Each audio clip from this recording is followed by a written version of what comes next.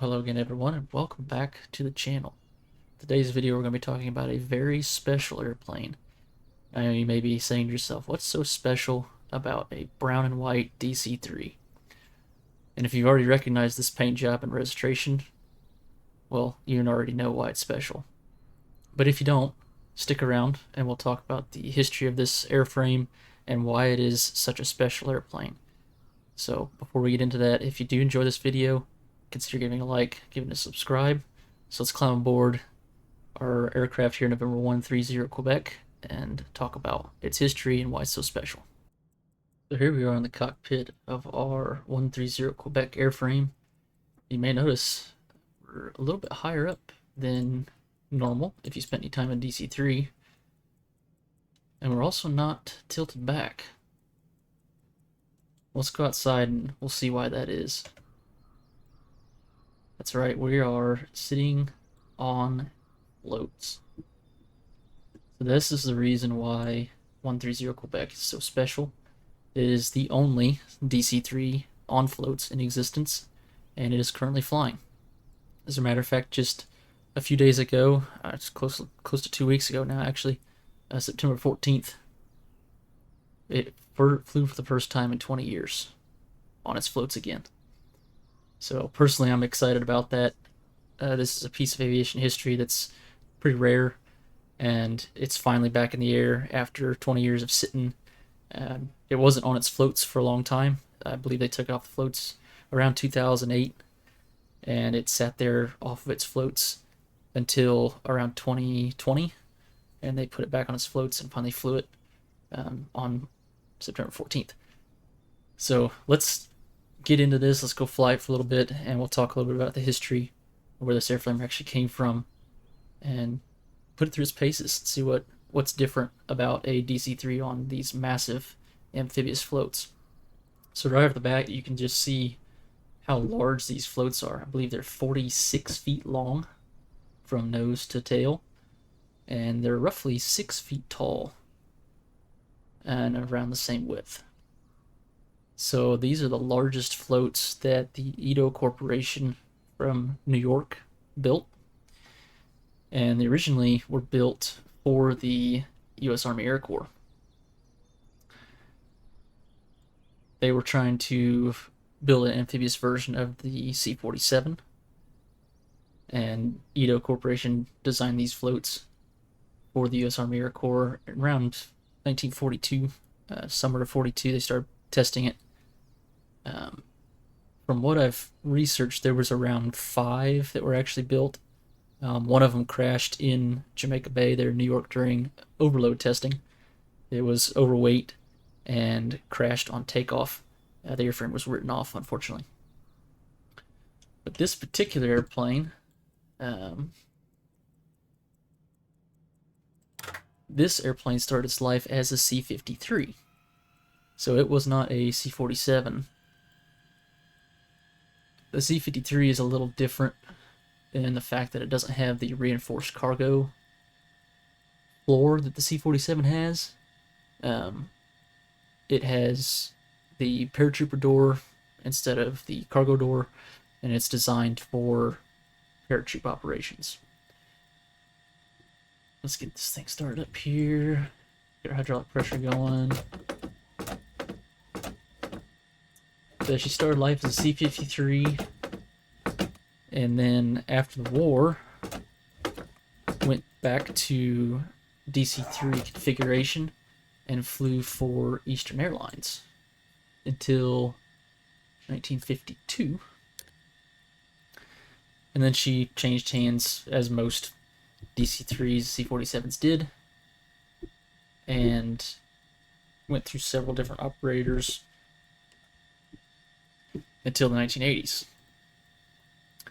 And a gentleman by the name of Richard Folsom Sr., he took possession of that airplane in the late 80s and decided to put it back on some floats. He found a set of the original floats. I believe the story was he found them behind a barn in Texas and decided he needed to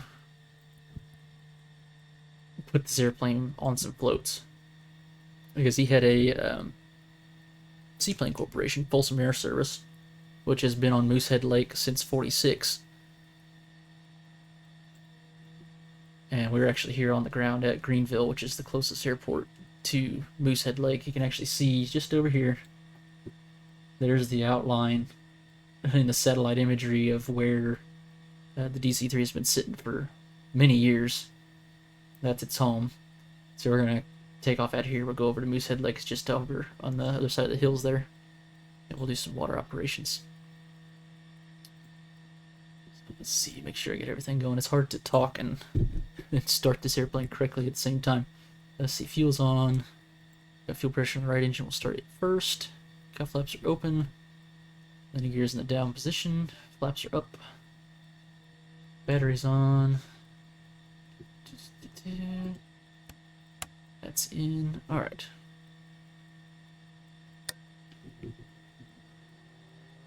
You see some weirdness with the switches. This is because of the DuckWorks mod that I have installed.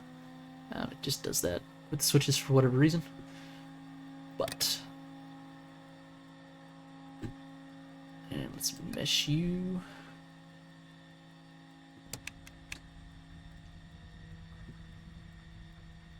Sounds like she's running. Give her some fuel. There we go, about 1,000 RPM. Beautiful. And we'll go full rich on mix, or auto rich, I should say.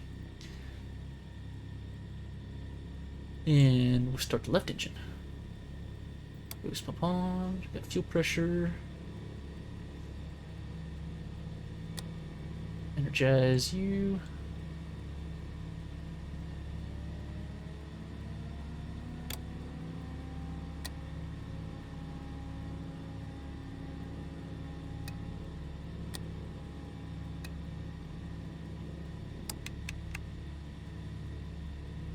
There it goes. So having the DuckWorks mod kind of goofs up the startup procedure in this airplane, but it works. So we got our engines going here. We got good oil pressure. Alright, then right around 1,000 RPM. Let's get our inverter on here. And turn our boost pumps off. Beautiful. Alright, now let's taxi over. As we're warming up here, we'll taxi over to our runway. Like old temps coming up nicely, cylinder head temps coming up. Looking good. Brake come off.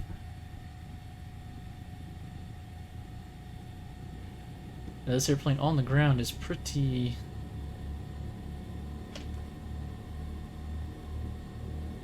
difficult to taxi. A normal DC-3 is already difficult, and you put this thing up on some massive floats and you have a very unwieldy beast on the ground. But we'll do what we can.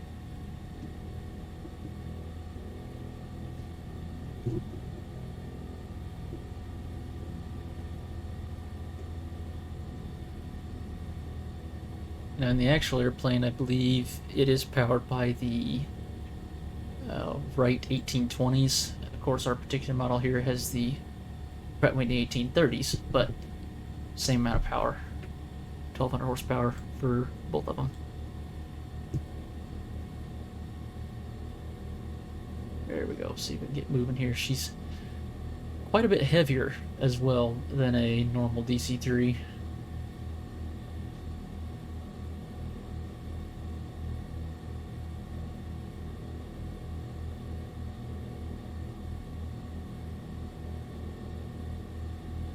Go get this turn coming around here.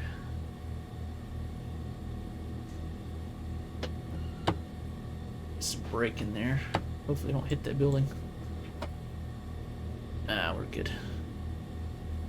Alright, now I'm gonna take, this is the actual taxiway that's at the airport. This generic airport is all goofed up, so we're gonna pretend like this isn't grass and this is the actual taxiway, because that's what it is. and then we'll do our run up out here. And for the sake of you, the viewer, I will cut most of that out because it is a tedious process. Alright, we'll slide over here. And we'll do our run up here. Looks like our oil temp's up pretty nicely, so we'll come back to you in just a second.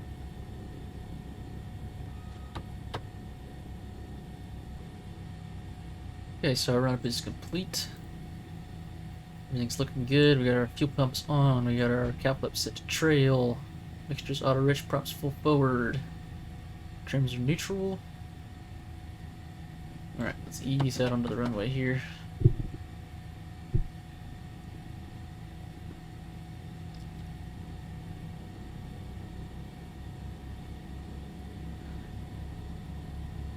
As you can imagine, having these massive floats on the bottom adds a lot of drag, and we'll talk a little bit more about the performance of the airplane here in just a minute. Of course, being a simulator, it can only simulate so much, but we'll actually talk about how the real airplane performs. Get lined up here. There we go. Right. So go to full power here and get it up off the ground. I'm gonna hold brakes a little bit and then we'll come off. There we go. No tailwheel lock because we don't have a tailwheel anymore. Airspeed's alive, engines are green. There's 60, 70, there's 80, start easing back on the yoke, 85, and we're off the ground at 90. Check that climb rate, pull the gear up.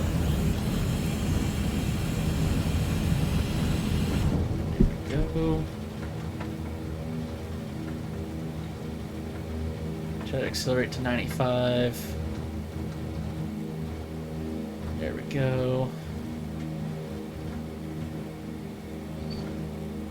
As I said, she's a bit heavier and she's got a lot of drag compared to a normal DC-3. We'll power back to 40 and 2500 here.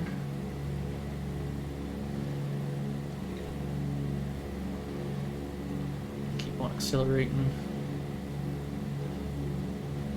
Right, so as I said, Richard Folsom, Dick Folsom Sr. got a hold of this DC-3 and found a set of Edo floats and married the two together. Now it took him 4 years to do this because he had to custom build all the hardware to mount it up. So he got it put together, and according to the article I was referencing, it says it first flew in 1990. But I've seen several videos floating around this airplane that appear to be from the late 80s, so the timing could be off there on that number. But regardless, they flew it around for several years and went to Sun and Fun. And unfortunately, in 2002, Dick passed away at 83. And the last time that this airplane was flown on floats was in 2004. Now they took it off the floats and flew it again in 2010. And that's the last time that airplane flew, according to the information I have. And Dick's son Max unfortunately passed away in 2023. And his brother, Rodney Sr., began to take that project on of putting 130 Quebec back in the air. Pull back to a better climb setting here. We'll level off at around 3,000 feet. Just for fun. And we'll just cruise around.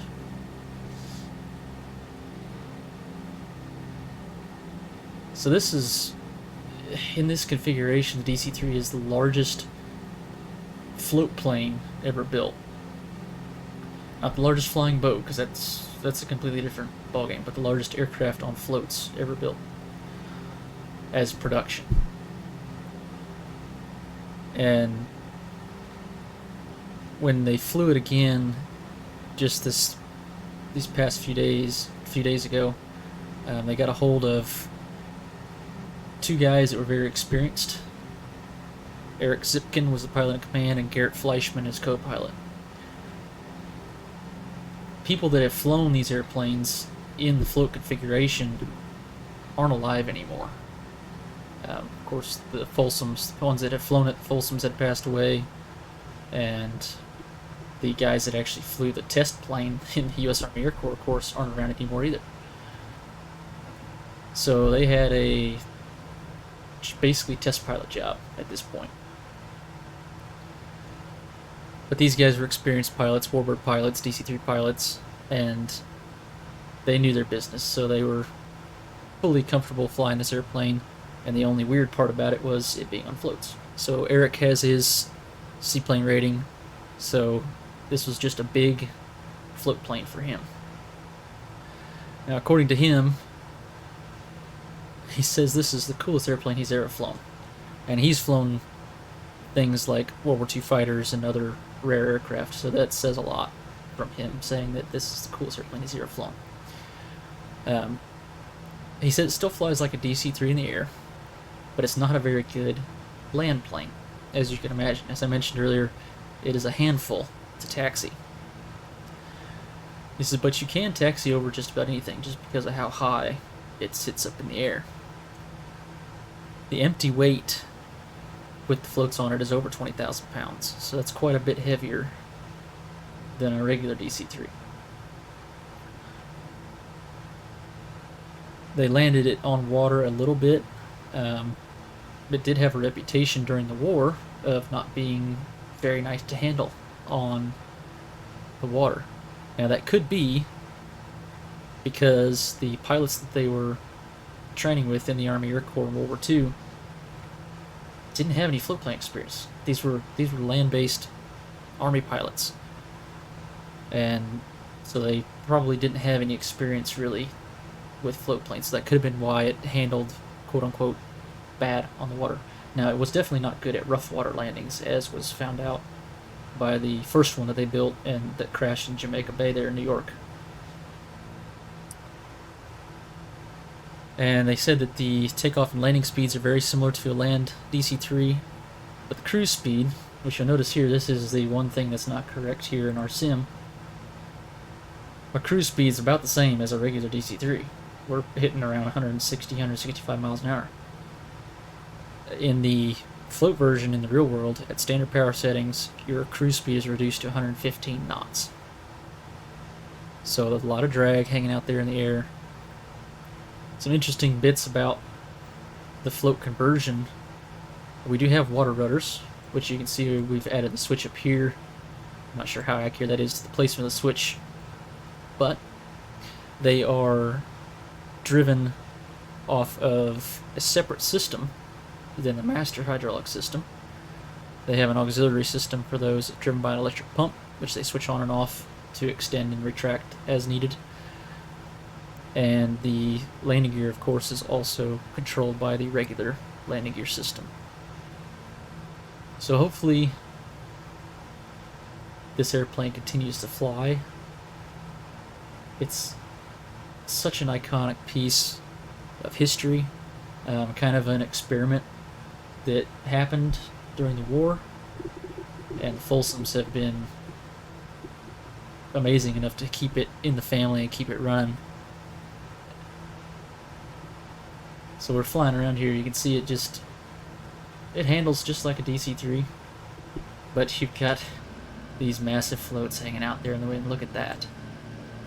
Just looks like a very ungainly creature, but at the same time it's so awesome. I just love the way that looks. The DC-3 is already one of my favorite airplanes, and putting on floats combines two of the things that I love is, float planes and the DC-3, so that just putting two of them together is just awesome. Let's see if we can land this thing. Get our power pulled back. Yeah, we'll go about 25 inches, start getting slowed down. Really, I wish the drag was implemented a little better on here, because we should be going pretty slow with these floats hanging out in the wind, but we're not.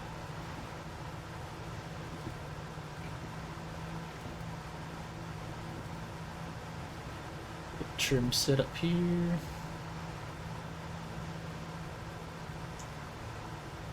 So this is Moosehead Lake. We're flying over right now. Pretty good sized lake. And that is where the Folsom's seaplane operation is based out of. And they have float plane operations. And Moosehead Lake is also the home of the International Seaplane Fly-In, which happens every September. Unfortunately, they did not get this airplane flying in time to make it to that. It flew shortly after. But still super exciting that this is back in the air. And hopefully we'll see it flying around at some air shows maybe. And I would love to see this airplane fly in person. Such a unique piece of aviation history. As I said, only built really 5 of them. And this is the only one in existence. In my research, I found that there was possibly one that was flying in the Philippines in the 70s, but I couldn't find any pictures of it on floats. I only found pictures of it off of floats. So, not sure how true that is, but that is the rumors that have been going around for years, that there was one flying out there in the Philippines on floats. So, the Army supposedly used these in Alaska and a little bit in the Pacific Theater, but it wasn't practical. It was so slow, for one, and two, it didn't handle very well on rough water, so it really wasn't a practical solution for what they were trying to use it for. They really wanted something that could get in and out of the islands and carry cargo, and it just didn't materialize into something that needed. Ito was contracted to build 50 sets of floats. I think they only ended up building 30 sets. But the set that is on 130 Quebec is the only set out there. The biggest floats that the Ito Corporation has ever made. Naturally, that makes sense because the DC-3's ever had a large airplane to put floats on. Try to bleed some speed off here.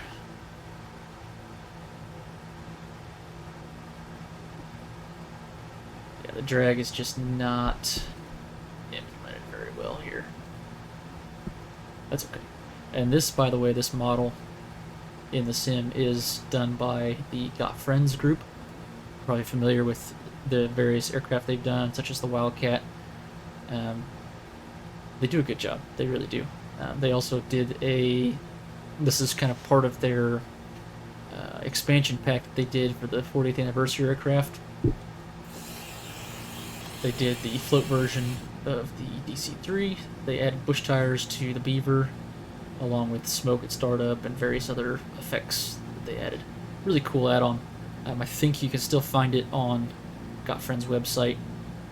It disappeared there for a while. I'm not sure why, but I'm pretty sure you can find it there now if you want to try out this airplane. I've only landed this on water a handful of times, so hopefully this comes out good. We'll set up here over land. This is glassy water, so in a float plane you want to set up for a glassy water approach over land because you have 0 depth perception when there's no waves on the water. So while it's smooth water is nice to land on, it's also very tricky because you do not have any sort of depth perception on that water. We're going to come down here about 400 feet a minute.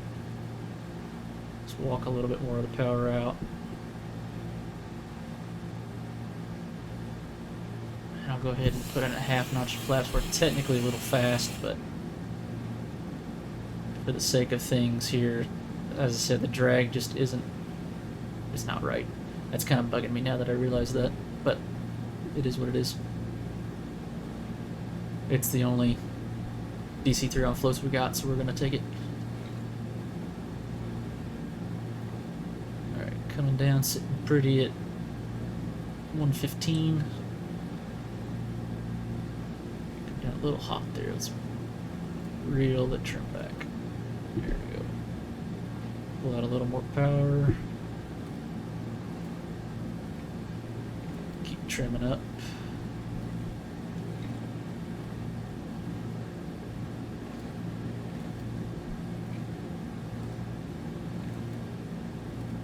These airplanes are a lot of fun to fly in places like Alaska, as you can kind of pretend you're using it as a cargo operator up there and getting into some remote areas that a normal DC-3 can't. The DC-3 is already an amazing bush airplane, that's why they still use them up there.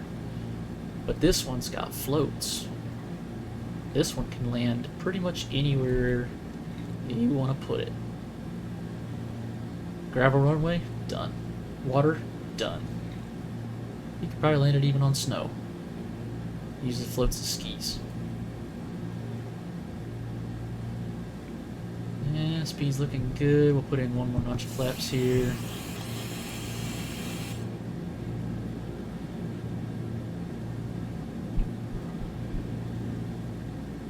Coming down 95-ish. Yes, looking good. Looking good. You see how hard it is to tell how high up we actually are. Very difficult. Okay, let's slow down our descent here. Walk some of the power out. Get close. And we should touch about now. There it is. Close throttles, props full fine. We'll let her slow down.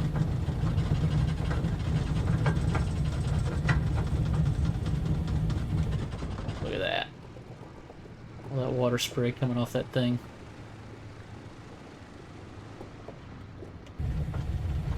Awesome. Get up to 1,000 RPM, we'll put our flaps up. Get our water rudders down so we can actually move around here. There we go.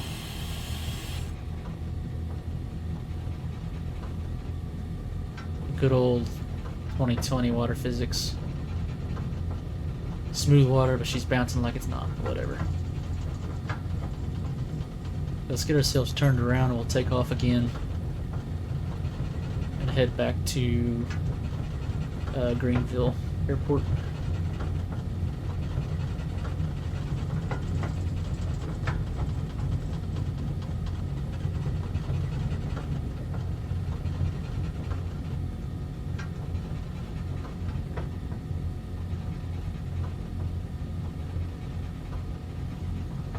Look at that thing on the water. So cool looking. Alright, let's head over to this mouth here. Get ourselves straightened up. Water rudder can come up. And full power. I'll drop in one notch of flaps too, come off the water. Airspeed's alive, engine's looking good.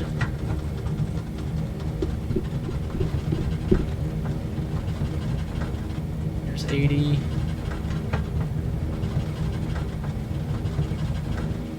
And away we go. Bunch. She really wants to fly. Get that nose down. Nose down, there we go. That's more like it. Alright. Get ourselves turned around here and head back to Greenville. Take that notch flaps out. Pull power back to 40, 2500. considered Mito power.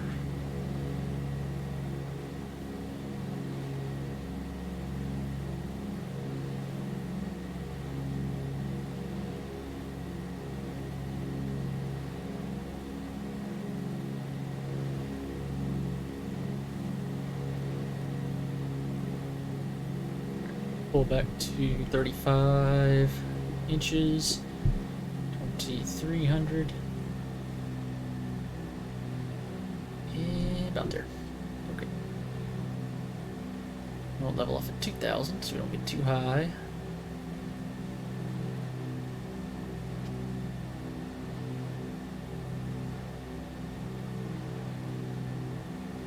DC-3 is always fun to fly.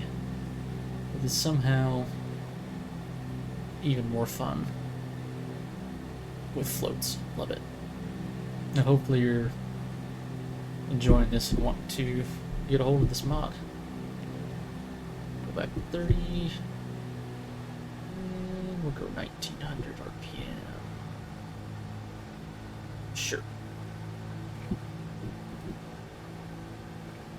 Just over this hill there should be our runway. Trying not to go too fast because then I'll have to bleed all that speed off, so I'm going to pull back to 25 inches. Look at that.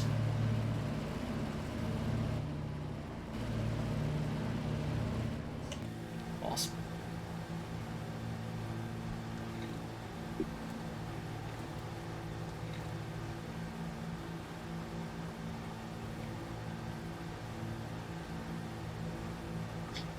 Scooch around the side of the hill here.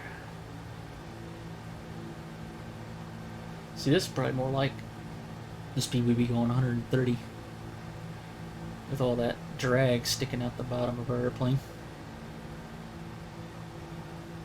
I think that's about 115 knots, probably about 130-ish. Try to convert my head.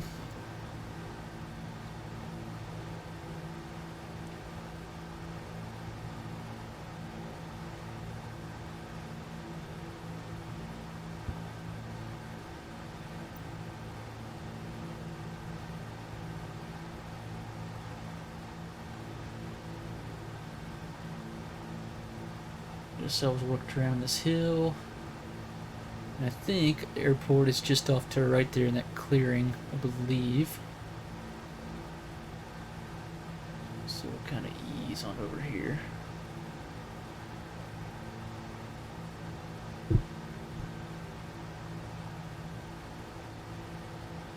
Power back just a little more, keep it slow. Oh, it says it's right ahead of us here. Alright, well, I stand corrected.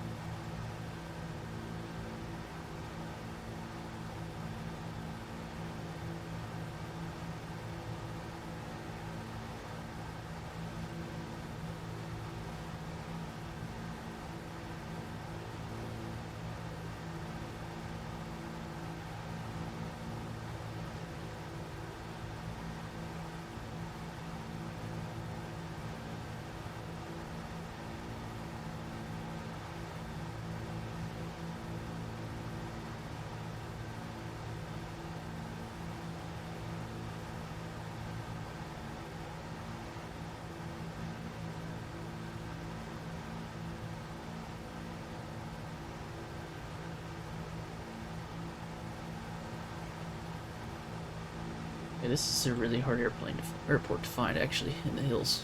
I think we're actually off to the wrong side of it here. I think it's over this way. Somewhere. Lots of hills up here in Maine.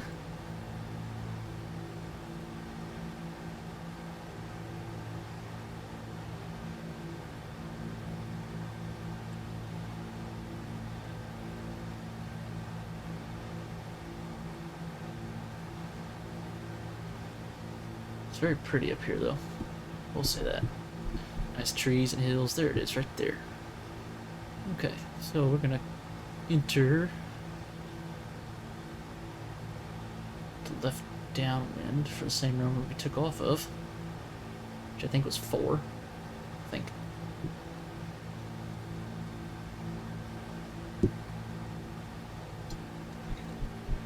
Some trim in here.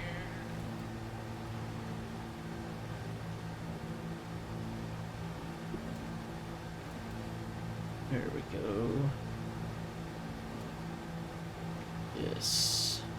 Right, we're below gear speed, so I went ahead and take the gear down for land. Don't land with that down on water. That's how you flip an airplane.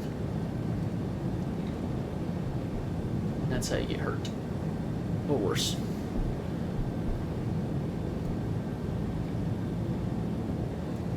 Alright, line ourselves up here.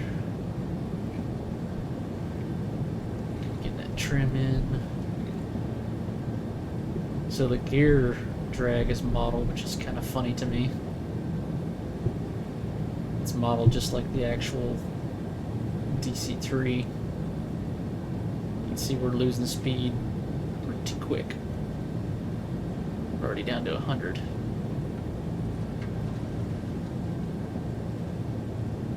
There's our runway. Put a little extra power in there. Keep speed up. There you can see where it lives, right there. Alright. And we'll go 1 notch flaps. Pull the power back just a little bit. Catch this rise there.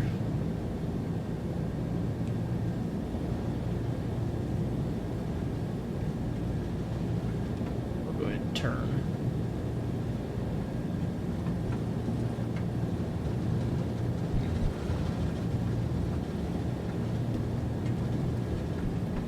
She likes to buff it at 90. Put in a 2nd notch flaps. And just keep that turn coming around.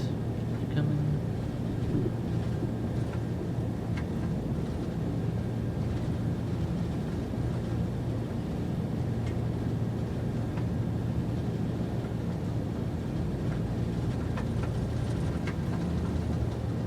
Okay, we missed that by a mile. Let's go around and try again.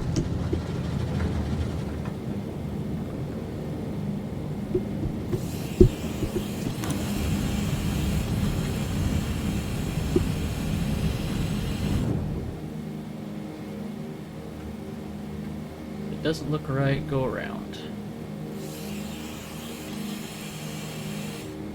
Okay.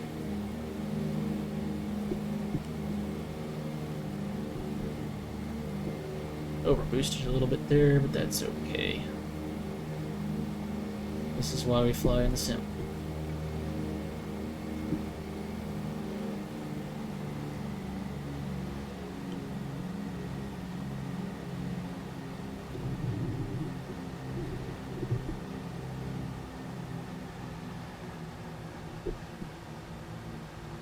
There we go. Let's try this again. Level off at 2,000.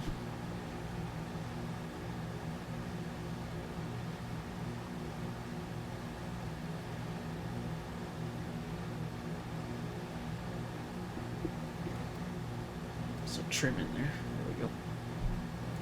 Still climbing. Don't want to do that.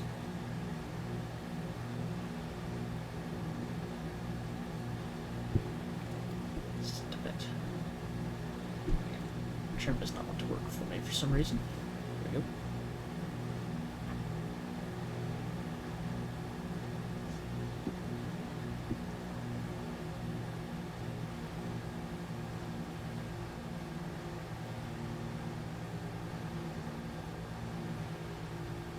Always have the hardest time finding the airports on the sim because it's not like in real life where you can turn your head and look.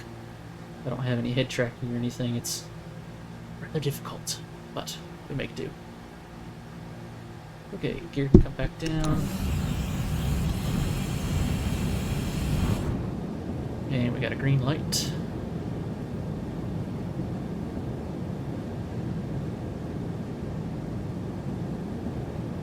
This should work better. A little bit further away from it this time.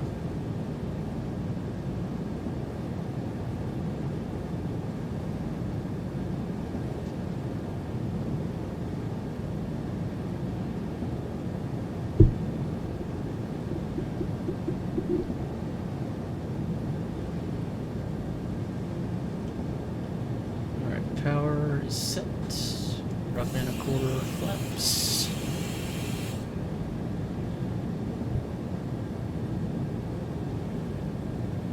And we'll roll. We should wait just a second, and then we'll roll around. Go out over the edge of the lake.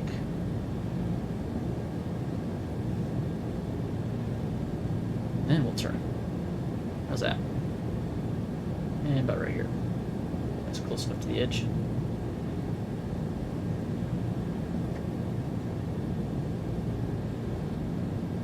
Swing it around here.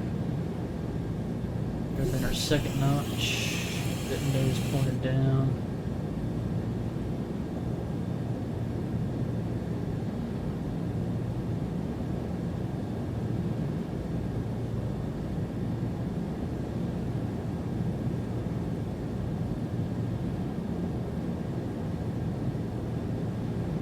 Yeah, we still overshot, but I think we can save it this time.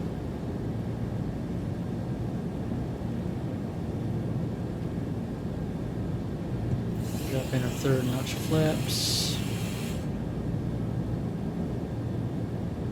Yeah, we can save it this time.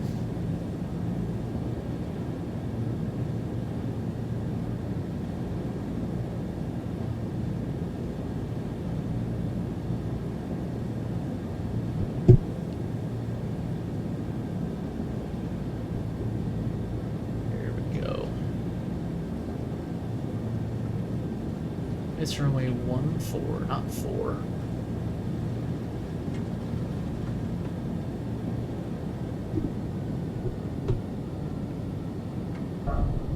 Oh yeah, it's way taller than an actual DC-3. Forgot about that. But I'll take it. We made it safely. Let's get it slowed down. Flaps can come up.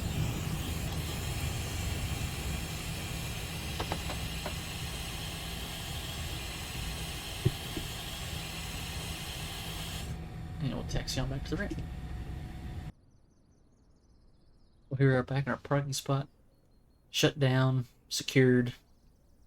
I hope you've enjoyed this little short flight, short little history on a very rare, very unique piece of aviation history. Super exciting that the Folsom family was able to get the aircraft back in the air, back on its floats, and keep this unique aircraft running. As I said in my intro, this is a very special airplane in my opinion, and just super excited that they were able to get it back and running again. If you enjoy this kind of stuff, stick around. I do all the history that I can, all of the historical aircraft, try to give you a little bit of insight into that. So, appreciate you watching, and we'll see you next time.